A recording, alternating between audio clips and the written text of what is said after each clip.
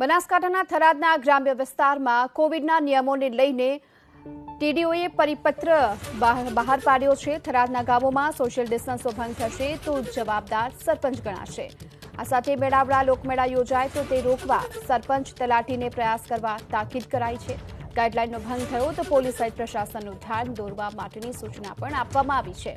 તો હવેથી બનાસકાંઠાના થરાદના ગ્રામ્ય વિસ્તારોમાં જો સોશિયલ ડિસ્ટન્સનો ભંગ થશે તો જવાબદાર સરપંચ અને તલાટી ગણાશે। થરાદમાં કોવિડ ગાઈડલાઈનને લઈને ટીડીઓએ પરિપત્ર જાહેર કર્યો, જેમાં થરાદના ગામોમાં લગ્ન કે મરણ પ્રસંગે સોશિયલ ડિસ્ટન્સનો ભંગ થશે તો જવાબદાર સરપંચ અને તલાટીને ગણવામાં આવશે। થરાદ તાલુકામાં ક્યાંય પણ મેળાવડા લોકમેળા યોજાય તો તેને રોકવા સરપંચ અને તલાટીને પ્રયાસ કરવાની તાકીદ કરાઈ। આ સાથે પોલીસ સહિતના પ્રશાસનનું ધ્યાન દોરવા માટેનું પણ સૂચન કર્યું છે।